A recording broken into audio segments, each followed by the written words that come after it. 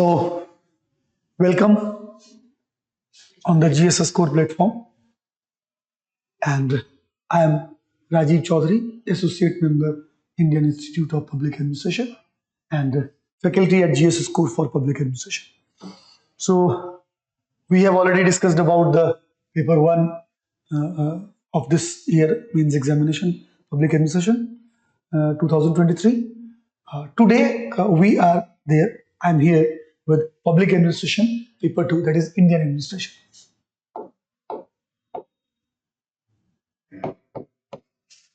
Public Administration paper 2 of 2023. So again, I would say this year question has balanced itself, and a lot of application questions are there. The second paper happens to be, it seems to be little easier. The nature of the question seems to be quite common, general, but it is not.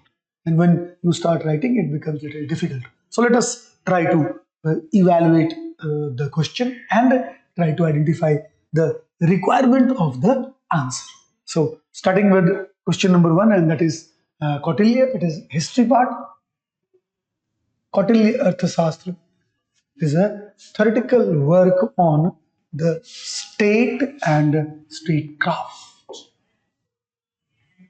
So herein there is a need to discuss about the concept of administration by Kautilya, that has been referred in Arthashastra, and the Kautilya's Arthashastra has several theoretical references to state and statecraft that provide a deep and a nuanced understanding of political theory and governance. So, the references shed light on the theoretical underpinnings, and those are like the concept of state, that is Rajmandal. Need to refer about concept of state, that is Rajmandal. And then the role of the king.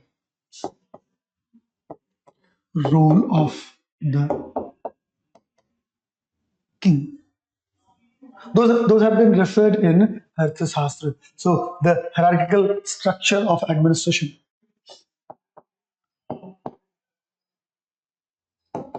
Hierarchical structure of administration. And therein all the levels of the ministers have been referred. So ethical consideration, and that is basically dharma. Ethical considerations referring to dharma. Then economic theories, justice and legal theories. Economic, justice, judicial and legal theories referred. And the moral and political philosophy. Moral and political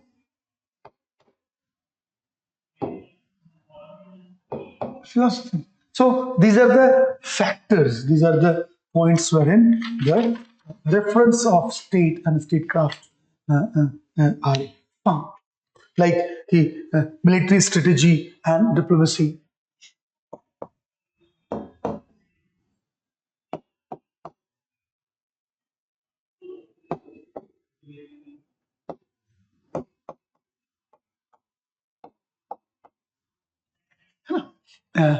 Foreign policy theories, that is Rajmandal, surveillance and intelligence theories.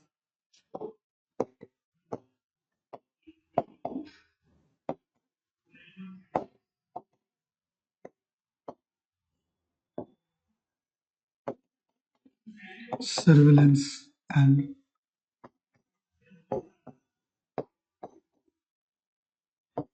intelligence. So it's a traditional question, and therein we need to refer the rich array of the theoretical references of state and statecraft referred in Arthashastra of Kautilya, and these references encompass various aspects of governance: ethics, economics, military strategy, diplomacy, administration, providing holistic and well-structured theoretical framework of understanding of complexities of governance and politics in ancient India.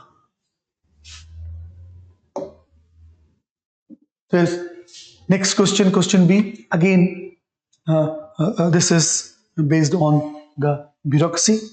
So the question is, the critics sometimes argue that bureaucracy is an impediment to nation's development. Analyze. So herein we need to give reference of Weber. Weber's bureaucracy.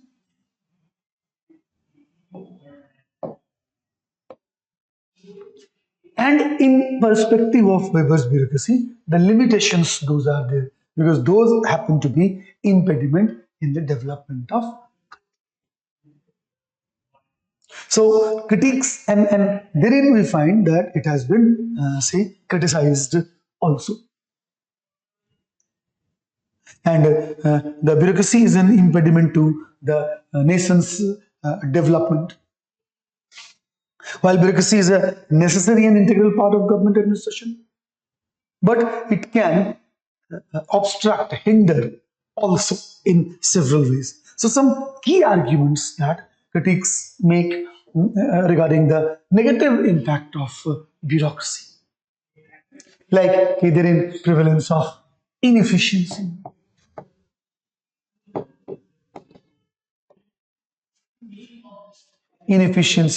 and that reditivism,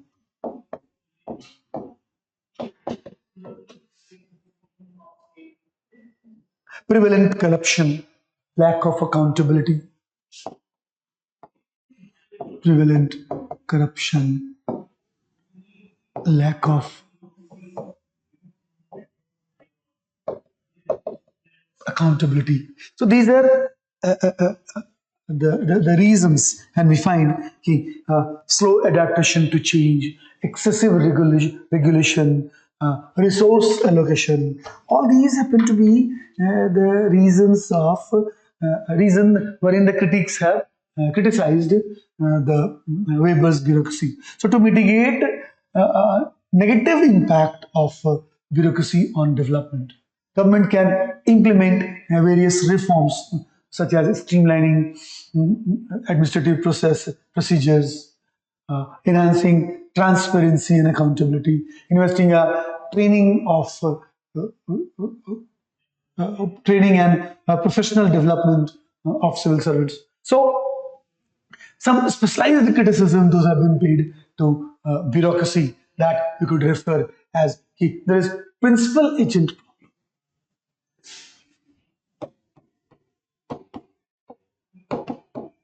principal agent problem, wherein we find that the bureaucrats, there can be misalignment of interest between the principal, of elected officials, and the agent, the civil servants.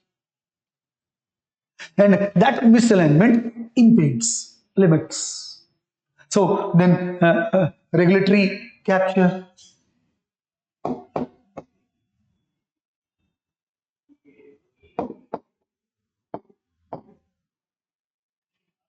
and then path dependency, budgetary concern, hierarchical rigidity,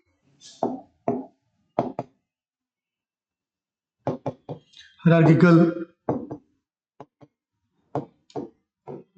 So these are several reasons are there wherein we find that the critics are there. So technological lag, complex evaluation metrics, overlapping jurisdiction, lack of customer centricity. So these specialized criticisms highlight the nuanced challenges that bureaucracy face in various domains and underscores the need for ongoing reforms and adaptation of better service, the public interest, and support effective governance.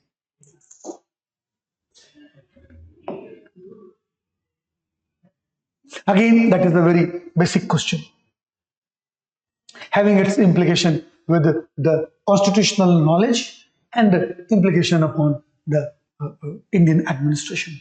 And that is, the 91st Constitutional Amendment Act successfully right-sized the Council of Ministers.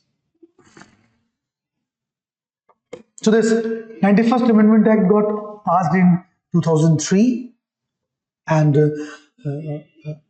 it is largely expected that it has right-sized the Council of Ministers at center and state level. As a matter of fact, before this, there was jumbo size of cabinet, and that had a lot of problems. And this 91st Amendment Act has capped it at 15% of lower house.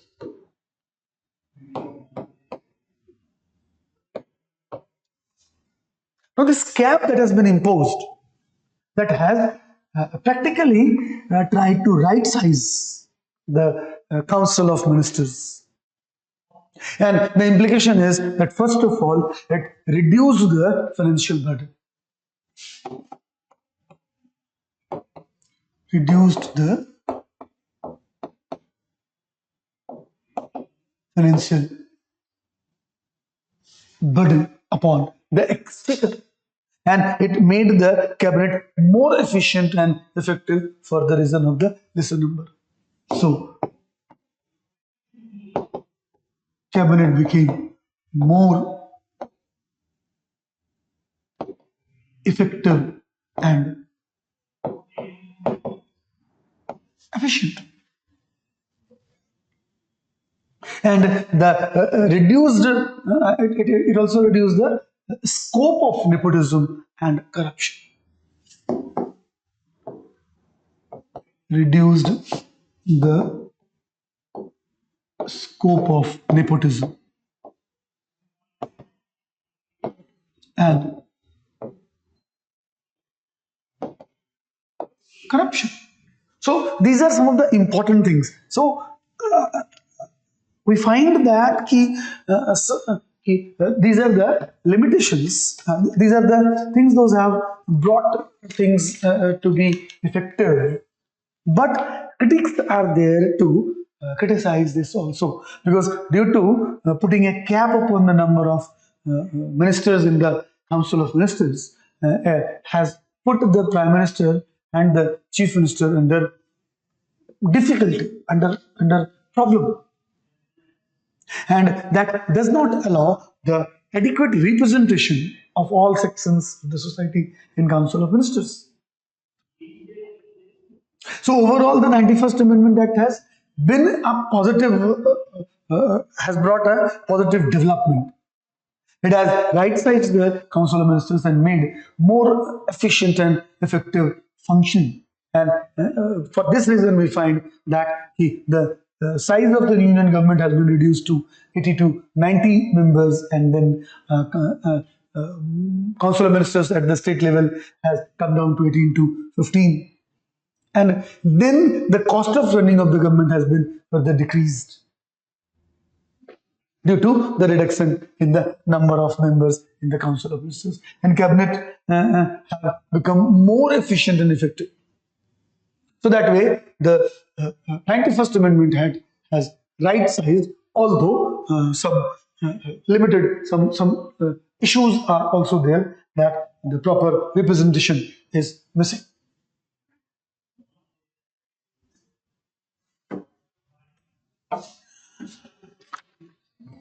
Next question, 1D. And therein, that the Finance Commission has been lending financial strength to the local bodies in India. Strength to the local bodies in India, and that is Finance Commission doing so.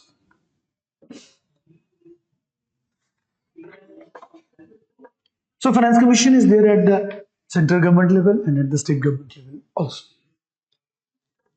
So Finance Commission has been lending financial strength by recommending distribution of taxes and grants to local bodies. And that has played a significant role in the development and improving the strength of the local bodies at the state government level. And therein we find that the 15th Finance Commission that has been constituted in 2017 recommended a grant of 4.3 lakh crore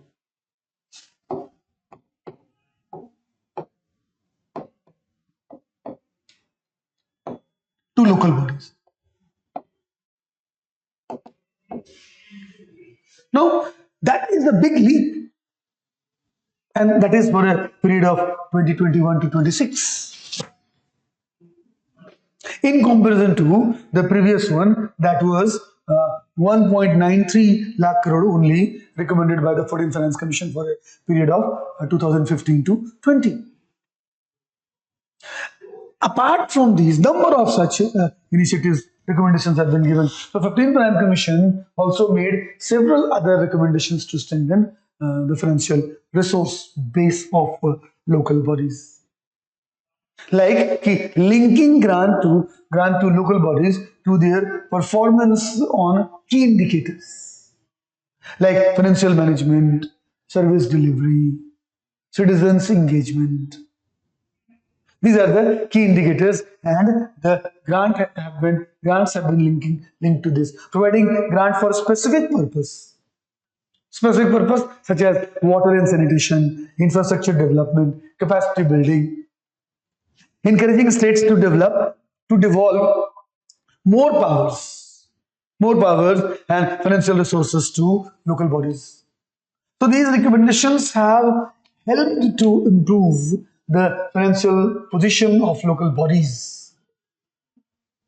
For example, we could say that a study by World Bank has found that the grants recommended by the 14th Finance Commission helped to increase the revenue of local bodies by an average of 25%.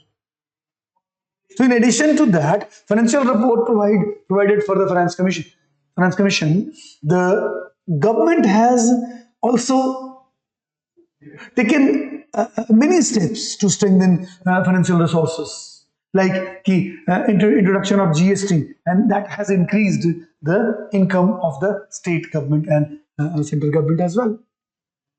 And the central government has shared a portion of this revenue with the state and local bodies, making it mandatory for the state to establish State Finance Commission, which is there to recommend for the need fulfillment of the local bodies. Introducing several schemes and programs to support development of local bodies like the Swachh Bharat Mission or Smart City Mission, etc. So overall, we find that the Finance Commission is there playing a significant role, lending financial strength to the local bodies in India. And the Finance Commission's recommendations have helped to increase financial resources to the local bodies and have made them financially self-sufficient. But one of the biggest issue is that whatever the Finance Commission is there to propose, that happens to be advisory in nature. So Finance Commission is there, it's a constitutional body, but it is there in a financial capacity. Sorry, advisory. It is there in advisory capacity. So that way things are there, and the recommendations are there to help to lead to the strengthening the financial local bodies. The next, that is the parliamentary democracy in India emphasizes elected head as real executive. So the elected head as the real executive of the state. So basically, it is inquiring about the role of prime minister. Role of prime minister. And we find that the role of prime minister is that he is head of government. Head of government. Leader of majority party. Leader of majority party. And is there to represent majority in the house. Now, he may be from the majority party, he may be from the biggest party, but he is there to represent the majority of Lok Sabha. Has got large role in policy making. He is there to lead the cabinet, so cabinet leadership is there. Accountability to the legislature is there. All the legislative initiatives are made by him. He has got a lot of emergency powers. Whatever the appointments are to be made by the president, all of them have to be done by the prime minister. Recommendation has to be given by the prime minister. Resignation and dissolution of the house. He happens to be main advisor to the head of the state, that is president. So that way, everything, those are being performed at the central government level by the president. All of them have to be performed on the advice of the Council of Ministers, and that is Article 74. That there will be a Council of Ministers headed by Prime Minister, which shall aid advise the President of India, and the President of India will act over the advices of Council of Ministers. So that way, the role of Prime Minister is to be discussed. Then, next question. That key, the post-amendment period panchayats have become platform of competitive politics, but could not emerge as an agency of planning and service delivery. So they have become a stage platform of competitive politics, but could not be able to evolve itself as an effective planning and service delivery body for which the panchayats have been organized, constituted. So basically, herein, in this question, limitations of panchayat. Limitations. Or say, criticism. And herein, the criticism has to be addressed to planning mechanism and service delivery. And then we find the limitations in this perspective are, first of all, that there is limited fiscal autonomy. Limited fiscal autonomy. So limited fiscal autonomy is there, inadequate resources there.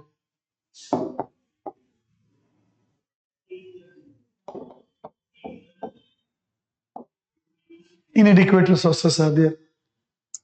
Lack of technical expertise, political interference, corruption and mismanagement, bureaucratic hurdles, inequality among panchayat, dependency on political patronage, social and cultural factors, lack of accountability. Number of such things are there, like enhanced fiscal autonomy. So, therein, these are the issues, problems, and there is need to evolve it, improve it. And so, some steps to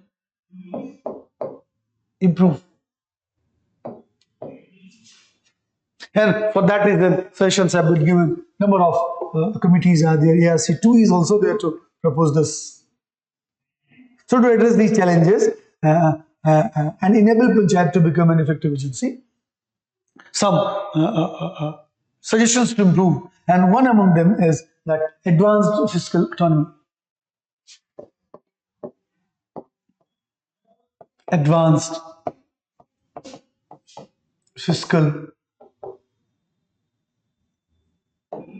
autonomy,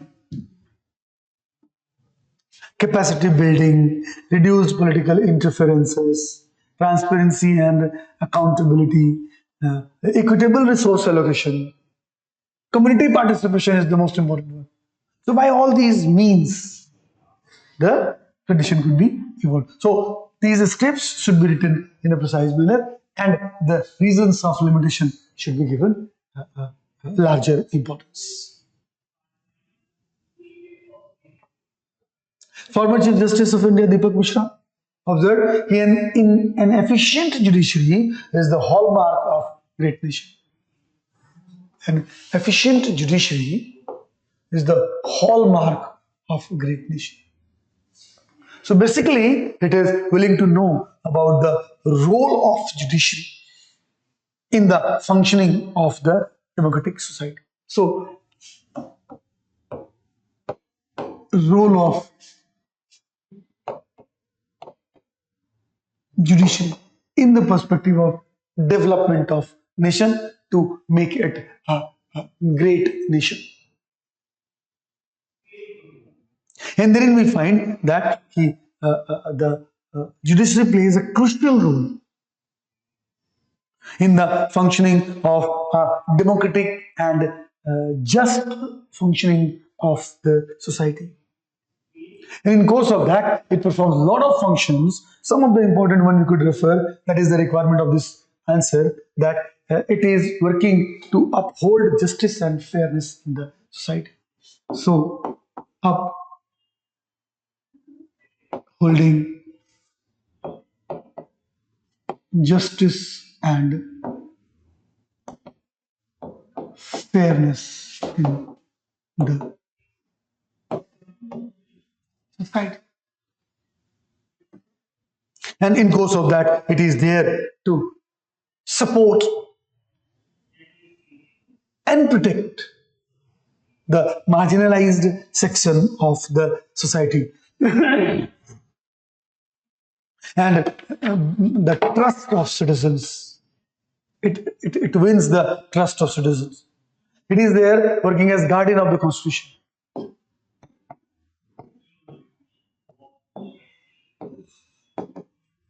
Guardian of constitution. So it is the final interpreter.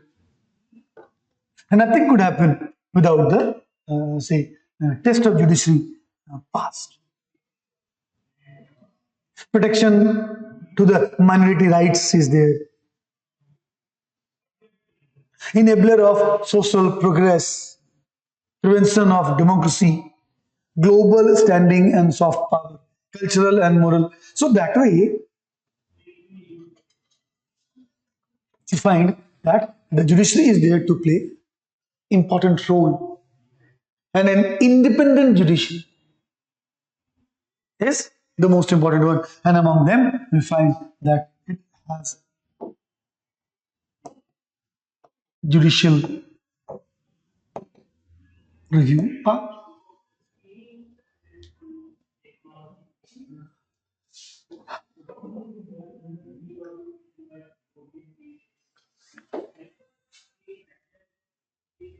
Next question. India has significantly advanced in its development goals, increased efficiency in public sector, and unlock innovation in the public sector by adopting approach of building digital public infrastructure. So the key point is digital public infrastructure.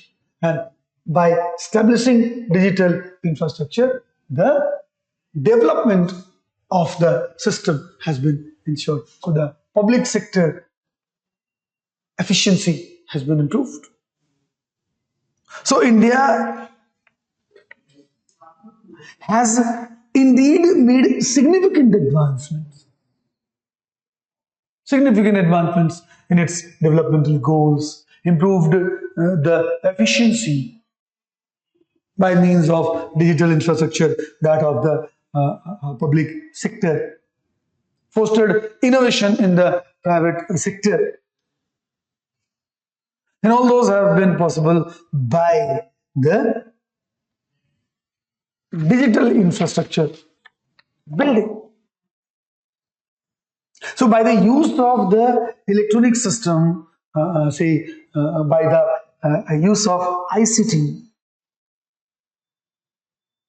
the digital infrastructure is gradually being built. Those have helped in the development of overall economic side of the country and the public sector undertakings also.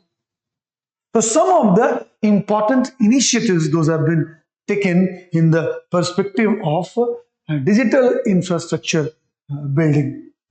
And among them, one of them most important we find, that is Aadhaar, digital identity. Digital identity, that is Aadhaar card. And then digital payments, digital payment, that is UPI. And now it has gained the international conditions. Then e-governance, use of e-governance, that is digital governance.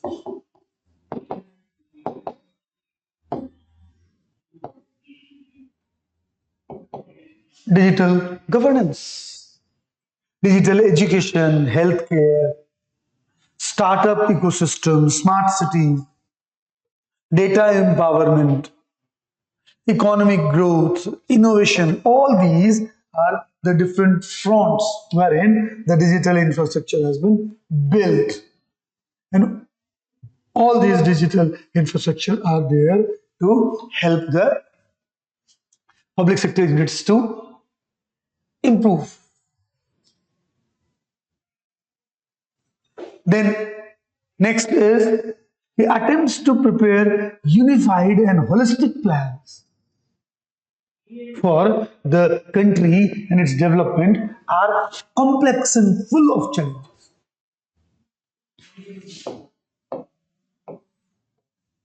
So in course of making a plan that is unified and holistic is difficult.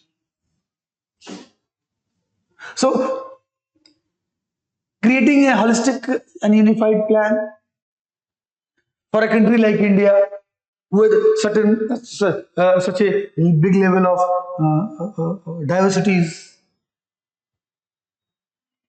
it's a complex function and is full of challenges to accommodate the aspirations of whole population. And then in course of that, what are the challenges?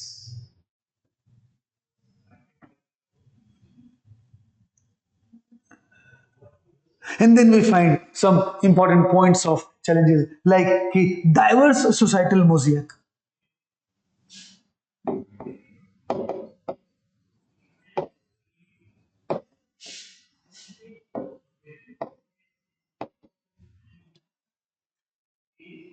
So multiple levels of diversity: social, political, economic, cultural, geographical, racial, linguistic, number of diversities are there. And then considering all those diversity and then crafting a plan for development is realistically very difficult, and therein accommodating all aspirations of each segment of society.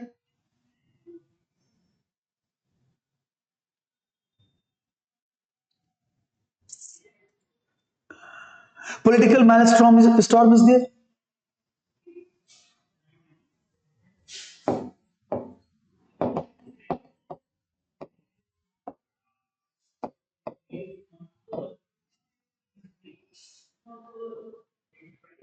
The politics is often an intricate dance of ideologies, powers, competing visions for the future. So the quest for unity in planning can be married by the discordant steps of political parties. So sometimes at the expense of coherent long-term strategies, a lot of problems are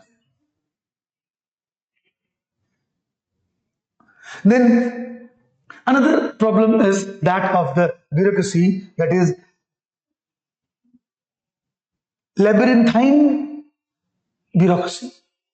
The inner working of government machinery resembles to complex clockwise mechanism, with each gear representing a different department or different agency. And that makes it so complex. The pendulum of short-termism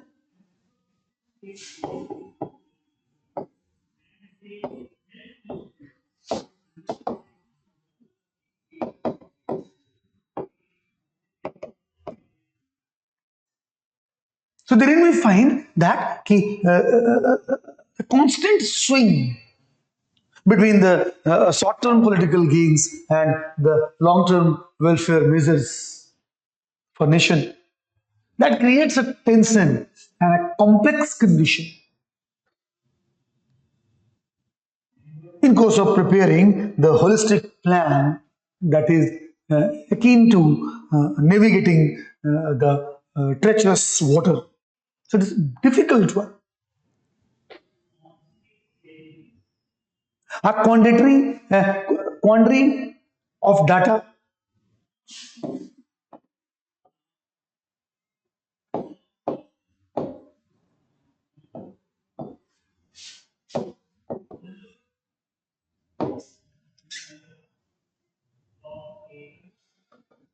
volatile external forces,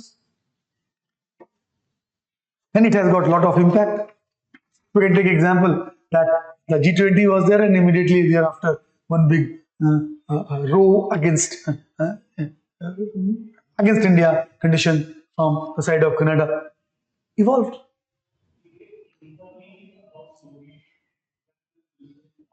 Resistance quandary, unpredictable turbulences are there, political sentiments influence. So a lot of such challenges are there. Those make it very difficult exactly to incorporate all dimensions of development, and that makes the task to prepare a unified and holistic plan very difficult.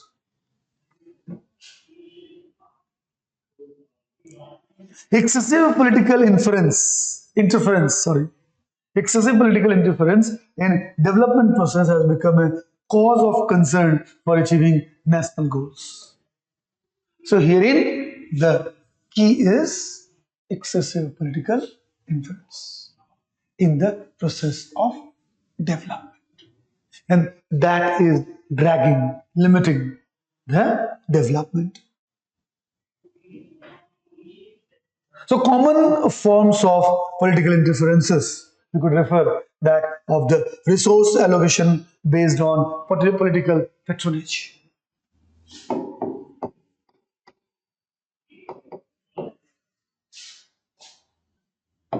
Resource allocation on the form of political patronage. On the basis of political patronage. Project selection, and the basis is electoral gain.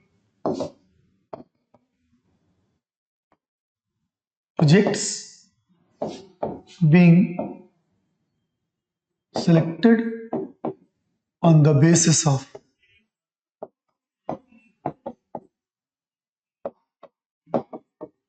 political gains. Corruption and the kickbacks. Frequent change in policy. Bureaucratic pressure. Political influence on the regulatory agencies. Division of fund for political campaign. Excessive borrowing for political prestige projects. Political appointment in key positions, interference in data and reporting. So these are the reasons, important reasons. Those are there, which have caused a big concern for the attainment of the national goals. Next is, there shall be council of ministers with chief minister at the head to aid and advise the governor in the exercise of his function, except ... The constitutional provision is being intensively debated nowadays. Now herein we need to interpret except. And the question demands to know about the discretionary functions. Discretionary functions of government.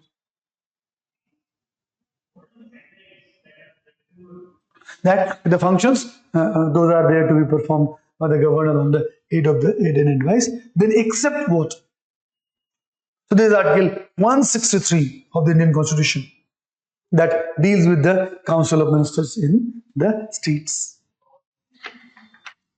And therein it is there to maintain, to arrange that Chief Minister is the head of the Council of Ministers, which shall aid and advise the governor, and the governor will exercise his power on the advice of the Council of Ministers headed by the Chief Minister.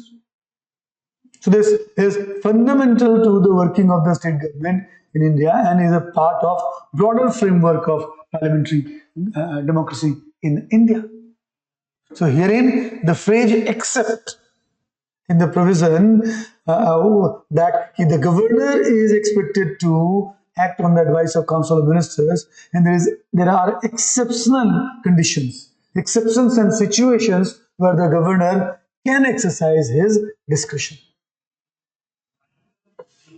And then the reference of discretionary functions of the governor. That in case of president rule,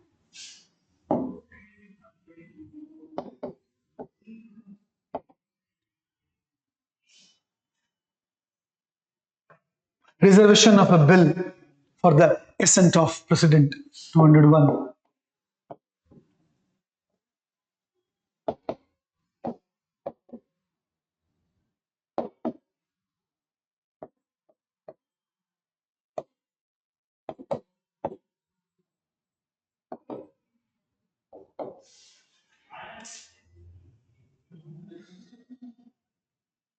He has got a big role, decisive role in case of government in minority. In case of delay in decision, also involves issues like appointment of chief minister. So this delay can be a point of contention, particularly fast-moving political scenario. So that way, number of things are there wherein the chief minister, the chief minister advice is not required, and then there should be some examples.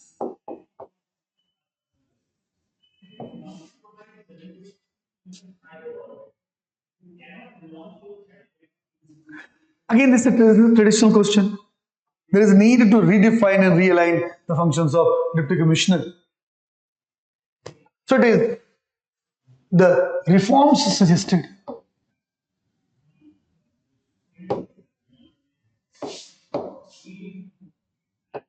to improve the role of DC, to improve role of DC or say DM.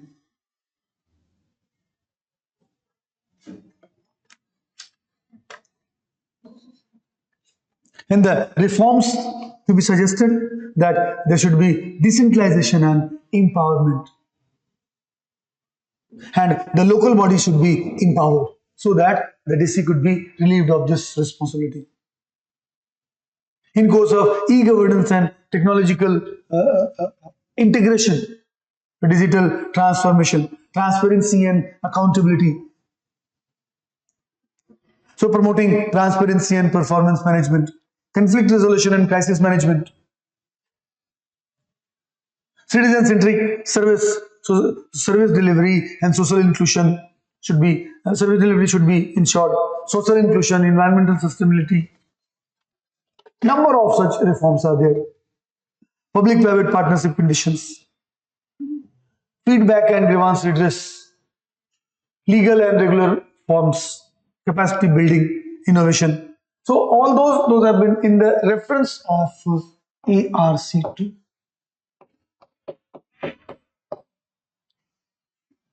The reforms suggested.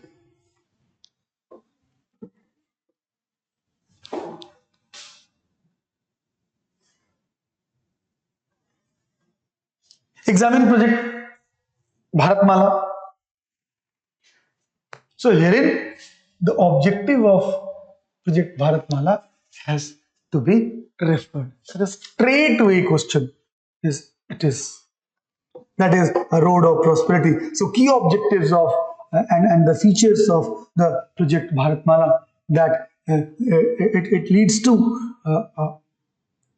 road network expansion, improved connectivity, economic growth, border and coastal areas, multimodal connectivity, job creation, greenfield and brownfield projects, funding, and phased implementation, digital initiatives,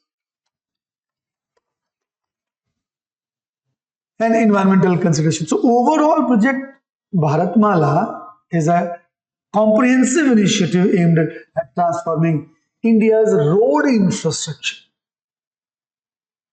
and fostering economic development, and it plays a crucial role in achieving the government's vision of New India by improving transportation, connectivity, and promoting economic growth across the country.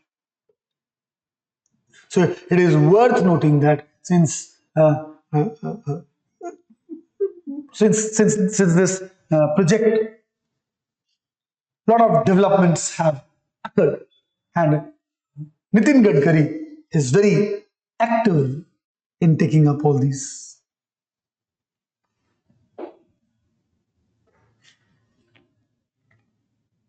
Then next question, the district training component of induction training of IAS officer requires to be revisited. So The emphasis is there upon the district training and the suggestions to improve it. So this district training is known as field training. It is also known as sandwich training. Basically, it is a practical training. So after the completion of foundation course, the professional IAS are sent to the district to learn about the functioning of the district.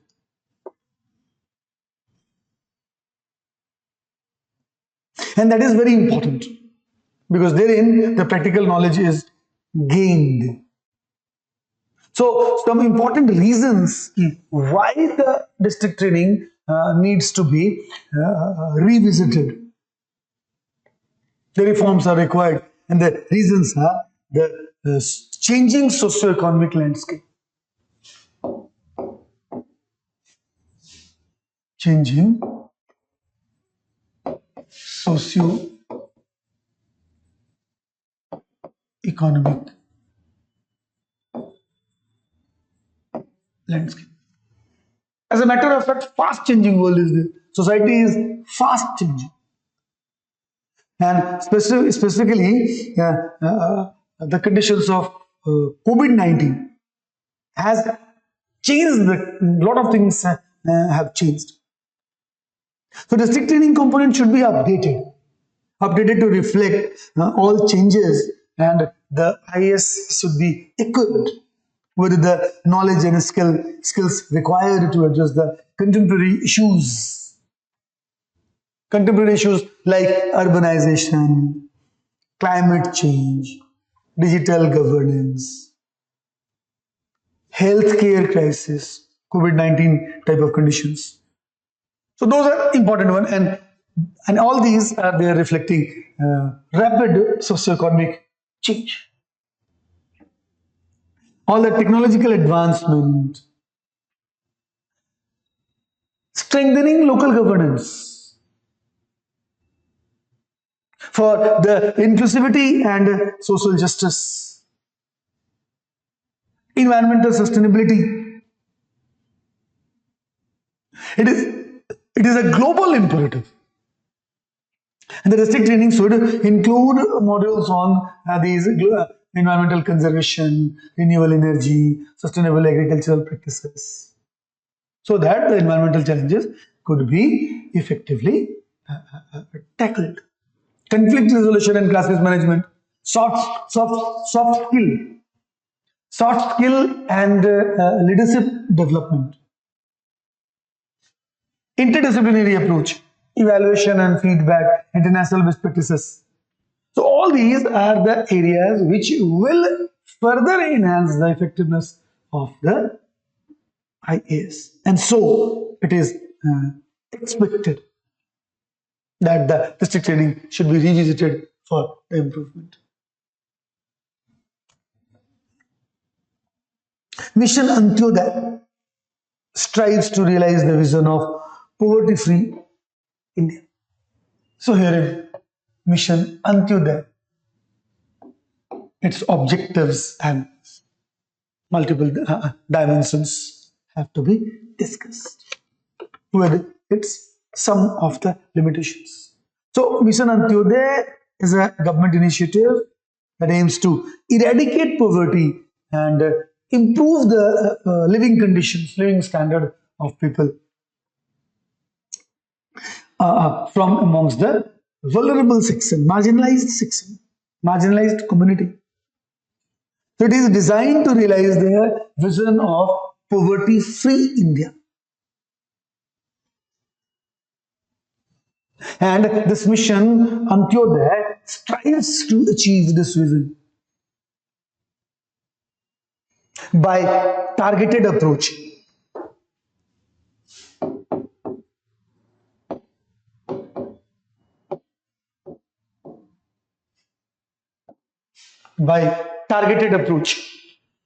That mission Antyodaya adopts a targeted approach to poverty reduction by identifying and focusing on the most impoverished and undeserved region communities in the country.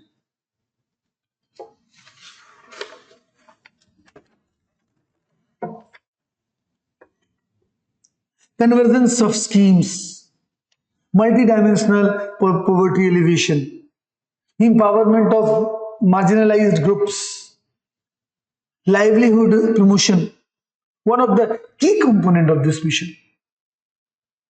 This includes initiatives aimed at skill development, employment generation, entrepreneurship promotion, enabling individuals and communities to become self-reliant,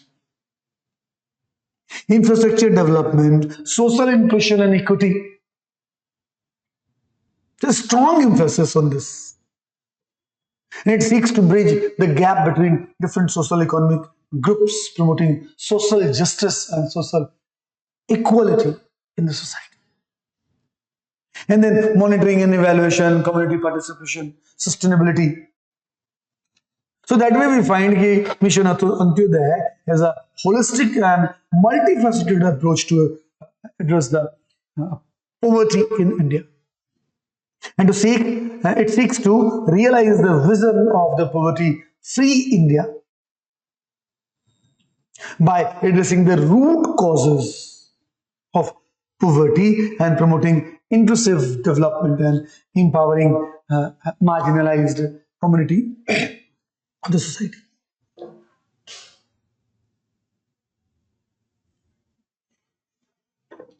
The dynamics of coalition vary with the nature of leadership, political parties, and contemporary political conditions. So, emphasis is there upon the coalition and its dynamics. And in that perspective of nature of the leadership, political parties, and contemporary political conditions. So the dynamics of coalition are influenced by several factors. Among them, we find that nature of leadership, role of political parties, contemporary political conditions happen to be important. So, in case of nature of leadership, the dynamics of coalition varies with the status of leadership to be either a strong and charismatic leader or a weak leader. So, the strong and charismatic leadership commands the loyalty of its partners, components, the coalition partners, making it easier to manage the disputes and conflicts. But if the weak and fragmented leadership is there, then it is always subscribed to internal drives, internal strife, and always there is power struggle. And then the consensus builder, leaders who prioritize consensus building and compromise can foster a more harmonious coalition. So, for the reason of the nature of leadership, the conditions are political parties. So, ideological alignment is there, party size and its strength is there, and regional and ethnic factors are there to influence the ideology and objective of the political party. And then the political conditions, contemporary political conditions also happen to be very important to influence the dynamics, and that varies. And that is and different components are there, like the outcome, result of election outcomes, the external shocks, that's some economic crisis, security threat, natural disaster. All these can significantly impact the conditions. Public opinion, public agenda, policy agenda, all these are the political conditions, contemporary political conditions. Those are there to influence the dynamics of coalition government.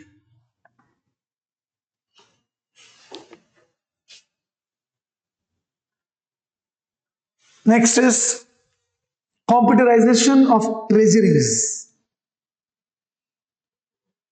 has revolutionized the accounting and budgeting planning. So therein again, impact of computers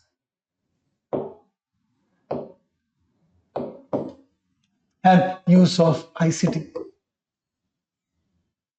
The condition is that of e-government government. That has basically changed, revolutionized the accounting and budgeting system. So computerization of treasury has indeed brought about a revolution in the field of accounting and the budgeting as well.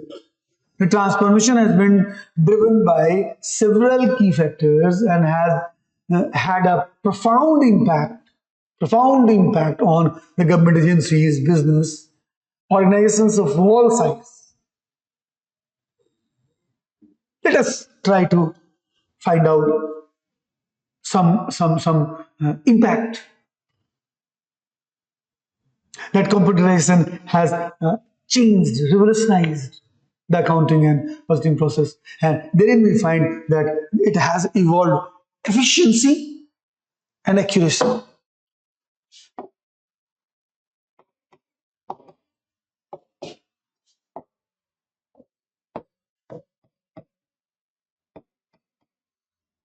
Efficiency and accuracy is there.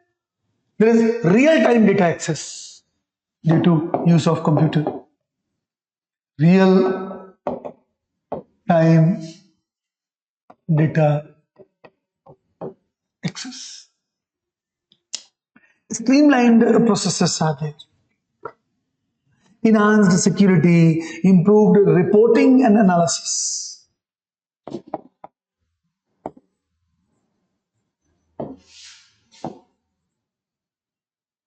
Improved reporting and analysis. Budget planning and forecasting. Compliance and accountability. Audit trail and documentation. Remote access and collaboration.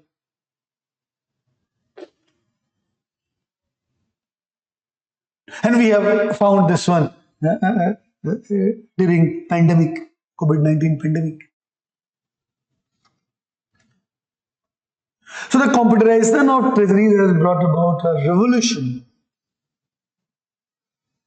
and has improved efficiency, accuracy, transparency, and ability to make informed decisions. And it has empowered organization to adapt a rapidly changing financial landscape and regulatory environment, ultimately leading to better financial management and resource allocation.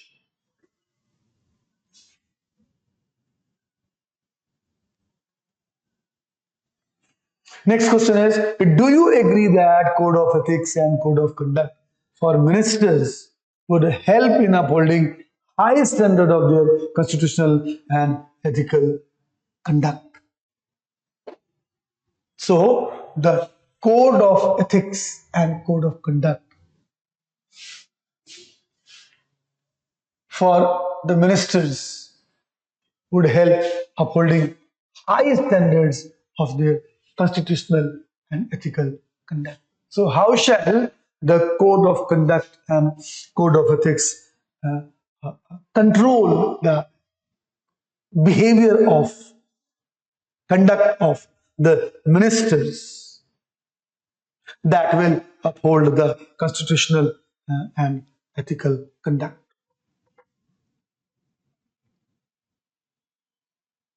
So due to the code of ethics and code of conduct, the benefits those come out, those have to be referred here, and we find for the reason of this codes, that is of ethics and conduct, there is clarity and consistency in behavior. Clarity and consistency. clarity and consistency in behavior.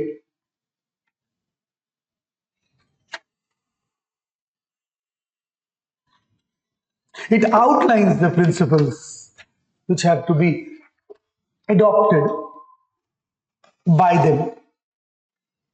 It enhances accountability.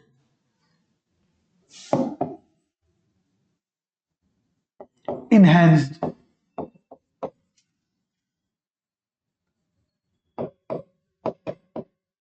accountability. Prevention of corruption and misconduct. And all these will generate public trust. Professionalism, transparency, deterrence are the factors those come up. Legal framework, international standard, all these are there to influence the conduct and are there to help the constitutional and ethical conduct to be preserved.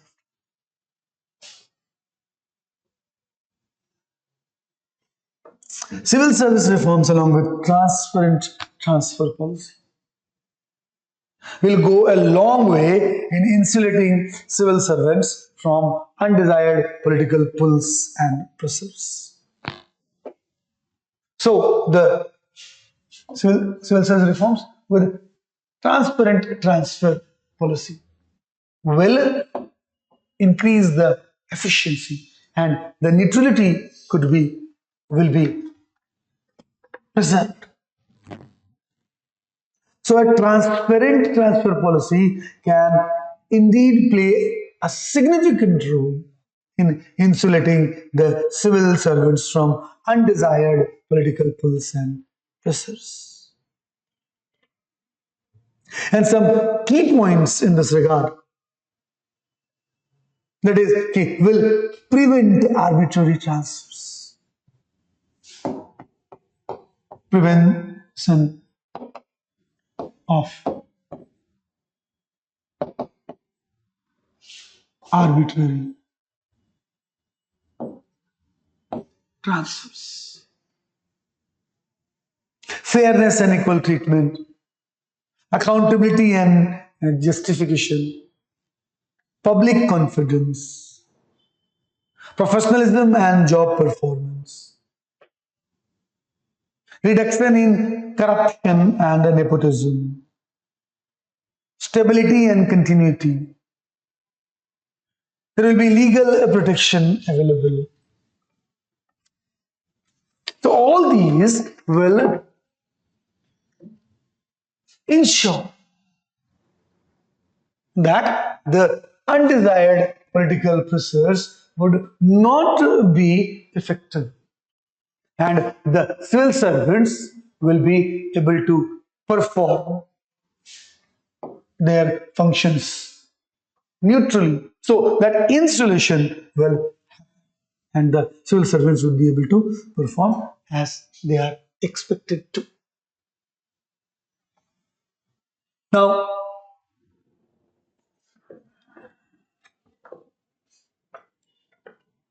withdrawal of ASPA from Tripura has sent a positive signal across the state and northeastern region. So do you think that what it is now appropriate time to take a more rational policy decision in this matter? So the implementation of ASPA in the northeastern region, to what extent it is right?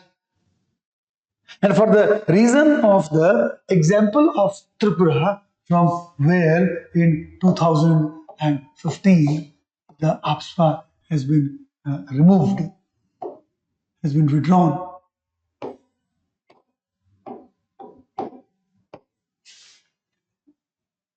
And the things are right there. So based upon that example and the trust built upon, do you think that it is the appropriate time, right time, that policy decision could be made on this matter, and further withdrawal of APSPA could be there from the northeastern region. So the withdrawal of APSPA from Tripura has shown that it is possible to maintain security in the northeastern regions without the use of some extraordinary law like APSPA. It has also sent a positive signal to the people in the northeastern region that the government is committed to respecting their rights of the people of northeastern region. So the government should now take a more rational policy. The time is there, and it should review the situation in each state and could withdraw APSPA from the areas wherein it is no longer required. So this would help to build a trust between the government and the people of northeastern region and create a more conducive environment for peace and development. So in course of this, the government could take some specific steps. Some suggestions could be given for such specific states that establish a clear and transparent process of reviewing the security situation in each state and declining whether or not to withdraw, deciding whether or not to withdraw APSPA. Involve the stakeholders in the process of decision making, including state government, civil society organizations, and the local communities. Develop a plan for gradual withdrawal of ASPA from areas wherein it is now no longer necessary, and this plan should include measures to ensure that the security is maintained and the human rights and fundamental rights are protected. Provide adequate training to armed forces and police on the human rights law and make them efficient to run the business of administration without the extraordinary rights that is available in the form of APSPA. Establish mechanisms for accountability and redress the human rights abuse. So by taking these steps, the government can demonstrate its commitment to resolve the conflict in the northeastern region peacefully and justly.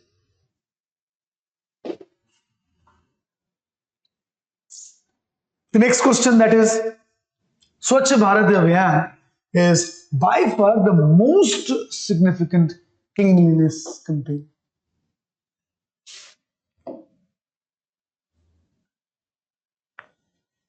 Most significant cleanliness campaign by the government of India. Again, it is they are willing to know about the features, objectives, and merits, contribution of Swachh Bharat Abhiyan. So this Clean India mission has been launched on 2nd October 2014. And the key objectives: eliminating open defecation, promoting cleanliness and hygiene, solid waste management has been given importance, behavioral changes in the Indian population by encouraging people to adopt a clean and hygiene habit pattern, construction of public toilets and dustbins. So the campaign received significant attention and support from the various sectors of the society, government bodies, NGOs, corporate entities, even individual population. It led to substantial increase in the construction of toilets and a reduction in open defecation practices. in the most part of the country. So Swachh Bharat Abhiyan is not just a cleanliness campaign. It aims to improve public health, environmental sustainability, and overall quality of life of citizens of India.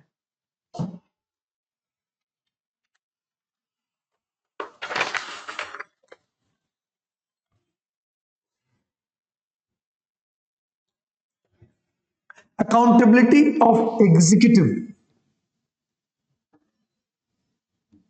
to the parliament in domain of financial administration that is secured through CAG report. So emphasis has been given on CAG report. And the accountability of executive to the parliament is secured through. So herein functions of role of CAG is the core of question.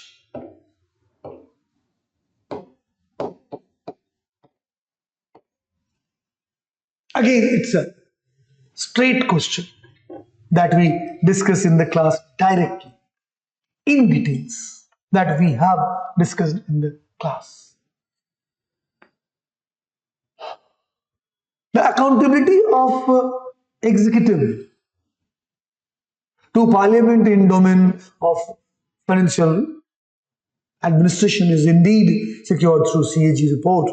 And this mechanism is the fundamental aspect of democratic system, ensuring transparency, oversight, responsible financial management within the government.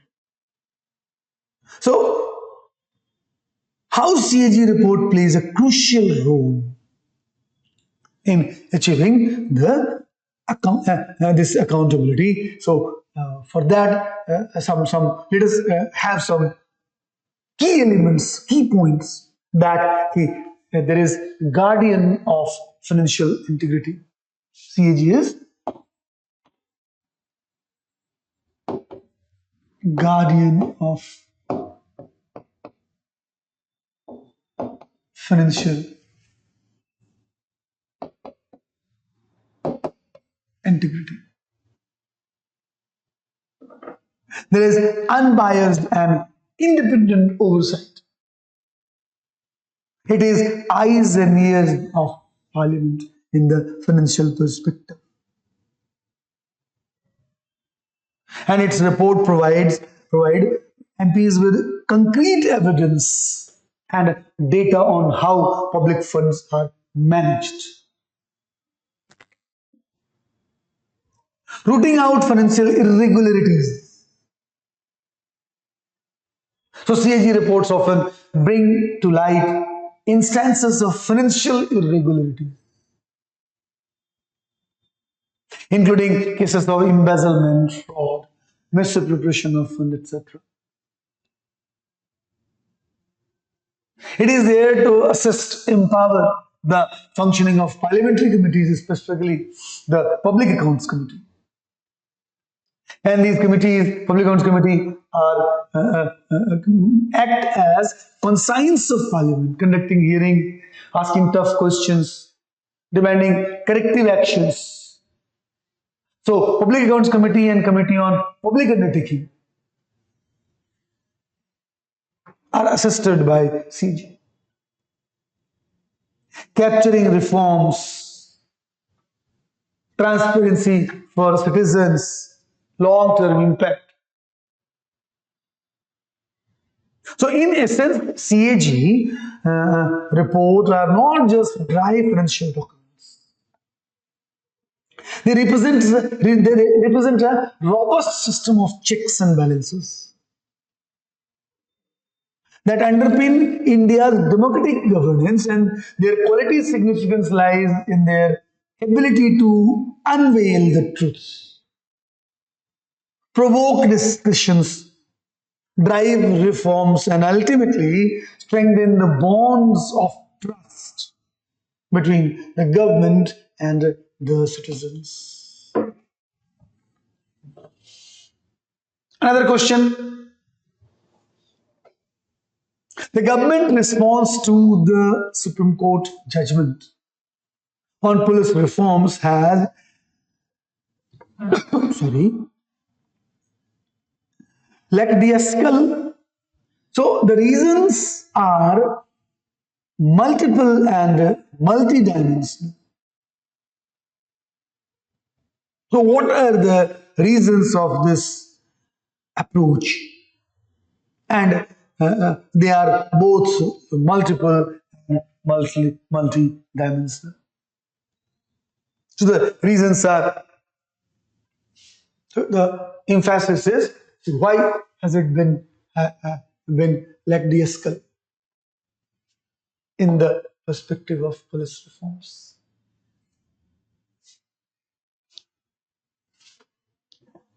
So response on the government judgment 2 is limping is not there. And all those are there for the reason of political influence.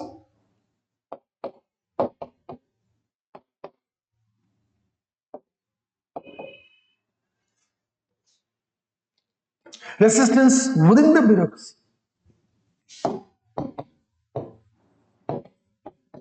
Resistance within bureaucracy. Lack of accountability. Resource constraint. Because in course of implementation of the suggestions, the expenses would be there. Public opinion and populism. Sometimes complexity of issue is also there. Limited awareness, fragmented governance, influence of interest groups, and some short-term political gains. So these are the reasons that we find that the government is delayed and is not giving emphasis, much importance to this issue. So the government's tepid response to the Supreme Court's call for police reforms stems from a web of intricate factors. These encompass political dynamics, bureaucratic hurdles, financial constraints, and a challenge of changing deeply ingrained institutional norms. So overcoming these obstacles necessitates a qualitative shift in political will and a commitment to transforming policing for better.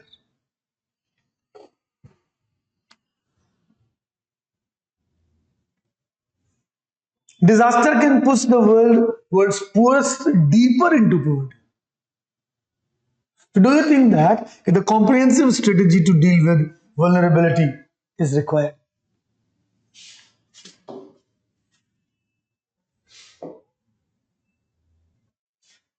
So suggestions to improve the disaster.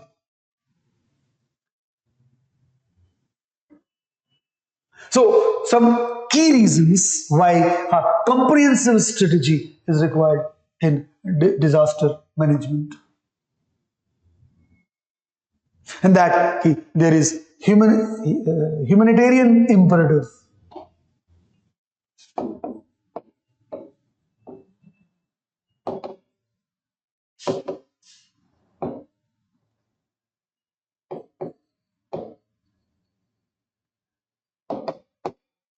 Humanitarian imperative, sustainable development,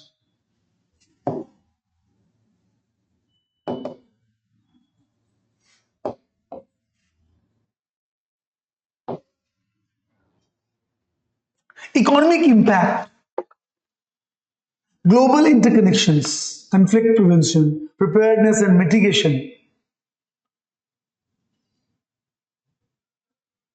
should be included in the element. Social a comprehensive strategy should include that preparedness and mitigation, social safety nets, healthcare and education, livelihood diversification, community engagement, international cooperation, etc.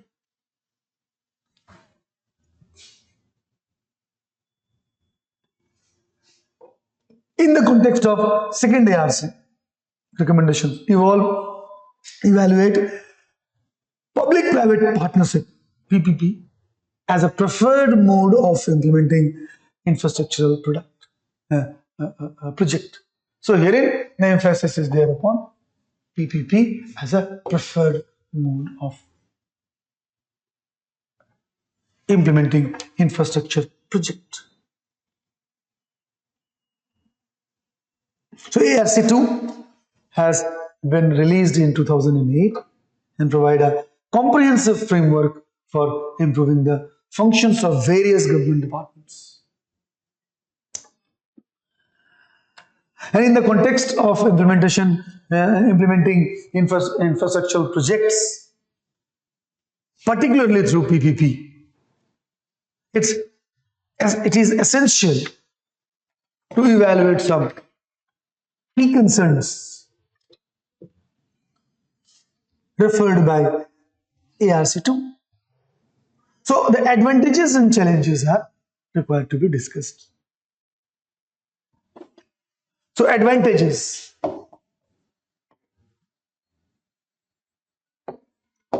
In reference to PPP.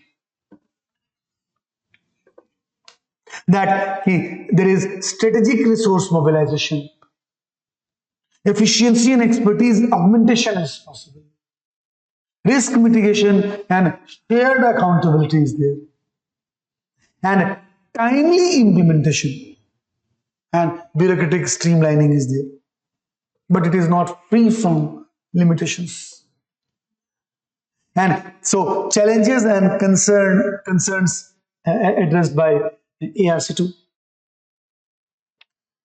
that regulatory precision and policy clarity is not there. Transparency and public accountability is missing. Socio-economic environmental considerations are not paid much importance. Affordability and accessibility safeguards. Institutional capacity building.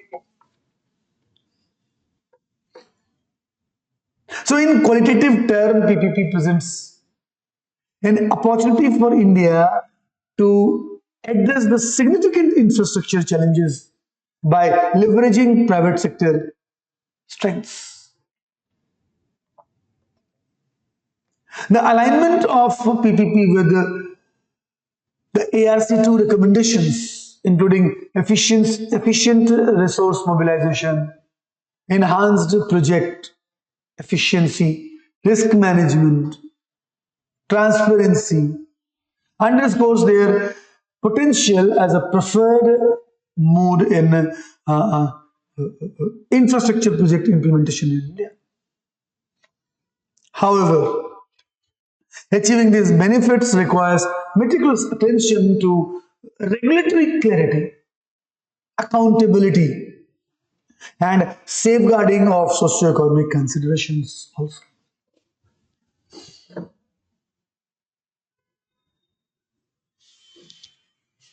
In 2011, India ratified United Nations Convention Against Corruption. So, evaluate the existing legal framework for fulfilling these commitments.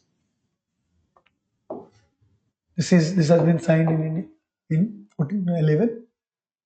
And then the question wishes to know about the mechanisms which are there to counter the corruption.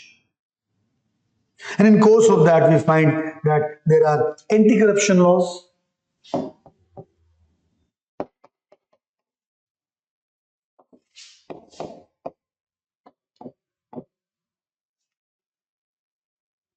you could have a reference of Prevention of Corruption Act, Money Laundering Act of 2002, Benami Transaction Prohibition Act. There are enforcement mechanisms.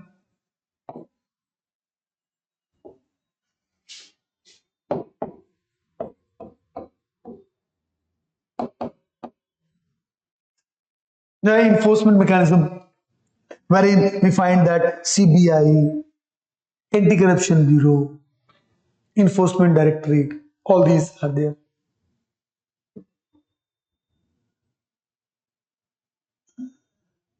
Transparency and accountability.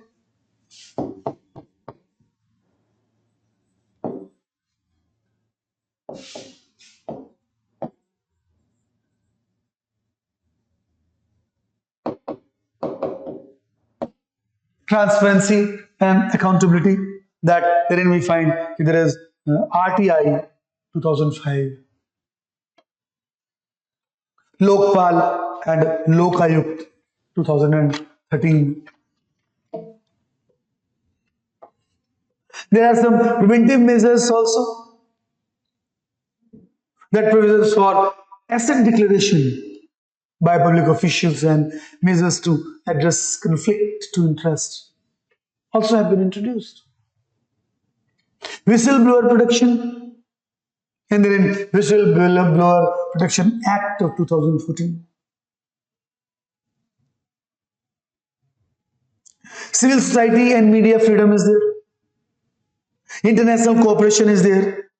Political will, judicial process, civil reform remedies. All these are the mechanism with the help of which the corruption could be controlled, and the commitment to the international community is also there. And then Syama Prasad Mukherjee Urban Mission is a cluster-based approach of converging rural development efforts. Urban Mission, Syama Prasad Mukherjee, is a cluster-based approach converging rural development efforts of different departments of the government. So herein, the key features, aims, those are to be achieved by the urban mission have to be referred. And the important objectives are that it aims for balanced regional development and seeks to bridge the rural-urban divide, aims to create growth centers in the rural areas that can provide economic opportunities and amenities similar to the urban areas, and thereby reducing the migrations to the cities. Aims to develop infrastructure, one of the primary objectives, and this includes improving road connectivity, providing electricity, ensuring sanitation facility, enhancing basic amenities like clean drinking water, etc. Aims to attain economic development by means of rural cluster activities. Aims to boost livelihood opportunity for the rural residents by supporting agro-processing manufacturing and service industries. So skill development and entrepreneurship are encouraged to create jobs and create increase income levels. Aims to ensure bring social development, skill development and capacity building, technology adoption, environmental sustainability, community participation, improved governance, And by all these, ultimately, to enhance quality of life. So to say, this Syama Prasad Mukherjee Urban Mission is designed to comprehensively address the development needs of rural cluster in India. It focuses on economic, social, and environmental aspect while promoting inclusive and sustainable development in these areas. So thereby, that brings us to the end of the questions asked. And thereby, we find that in the second paper, the questions are almost straightforward, and that makes it difficult to position to write such an answer that could differentiate from others. And that requires the current and contemporary reading simultaneously with the understanding of the basics. Thank you.